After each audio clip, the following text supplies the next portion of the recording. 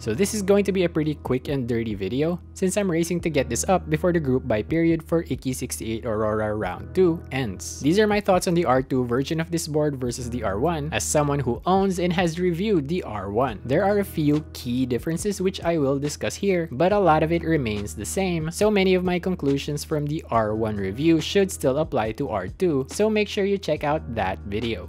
The biggest change between rounds is in flex. R2 introduces two new PCBs, one wired, the other wireless, both 1.2mm thin versus the standard 1.6mm. The wired one, dubbed the Bodo, also has these flex cuts all along every row of the alphas. There are a bunch of new plates as well with tons of flex cuts. Based on Taeha stream checking out the Ikki R2, the effect is pretty insane when not using the plate silicone. He described it as comfortable during normal typing, but a bit too much when speed typing. This is pretty interesting. I feel like this makes it an actual negative depending on how much you speed type. I personally do monkey type runs just for fun, so this might be a bad thing for me, although I don't type nearly as quickly as Taeha does. But you do have the option to minimize this flex by using the plate silicone as demonstrated by Taeha as well. It's hard to say anything conclusively without trying it out for myself, but it's something to keep in mind. Taeha went very in-depth with configuration, so you should check that stream out if you're interested in this board.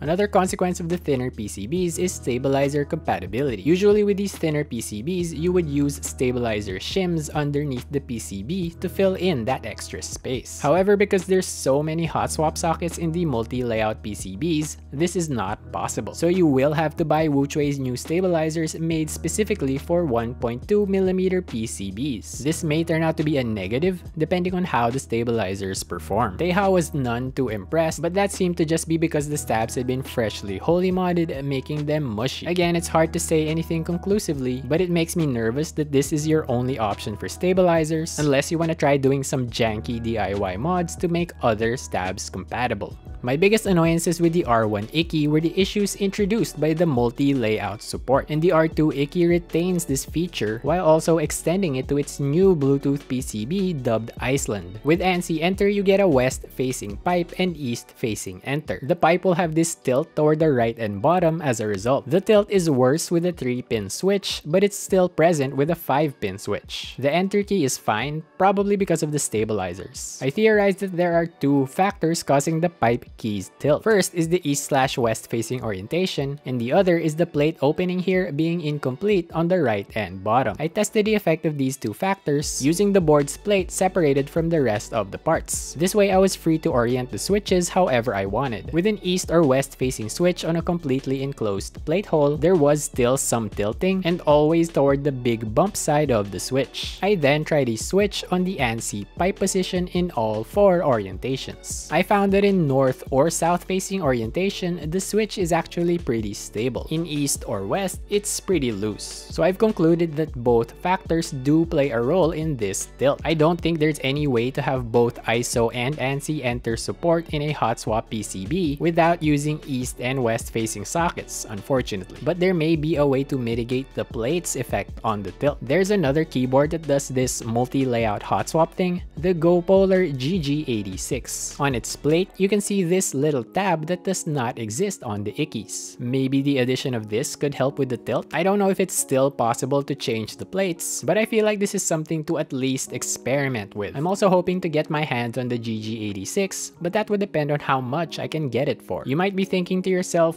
what's the big deal? It's just a bit of tilting. And that's true. The tilt is purely cosmetic, and I have personally found it easy enough to ignore, provided you're using a 5-pin switch. But there is a bigger problem introduced by the east/west facing orientation. I mentioned it briefly in my review of R1. Depending on the switch in the keycap set, it is possible for the east/west facing switch to crack the stem of the keycap mounted onto it. I remember reading about this happening with GeekArc Black on White on Boba U40s. I did try my GeekArc White on Black on some Bobas. I used the keycap that I was okay with losing on a sideways Boba, and it was indeed way too tight to mount. When I examined the bottom of the keycap stem, I saw that some of the plastic had warped. If I had forced the keycap to mount fully, it probably would have broken the stem. So if you get this board or any other with east/west facing switches, be careful when mounting keycaps. Mount a few keys on the north/south facing switches first and take note of the amount of force required. When mounting on the east/west facing switches, don't exert more than that amount of force. If it doesn't mount fully, you probably can't use that combination of switch and keycap, unfortunately.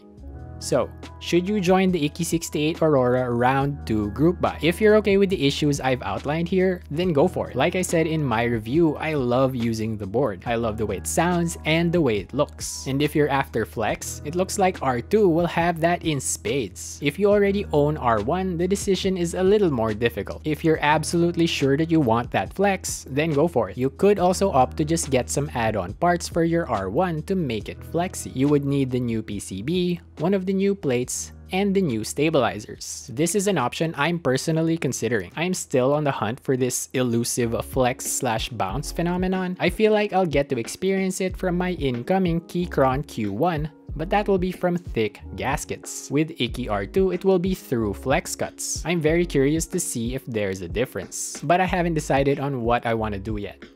And those are my thoughts on Ikki68 Aurora Round 2. What do you think? Were you on the fence? Have I convinced you one way or the other? How do you feel about the issues with the multi-layout? Should I buy those add-ons? Please let us know in the comments. And if you found this video helpful, entertaining, informative, or any other positive adjective, please consider giving it a like and subscribing to the channel if you haven't already. Thank you so much for watching.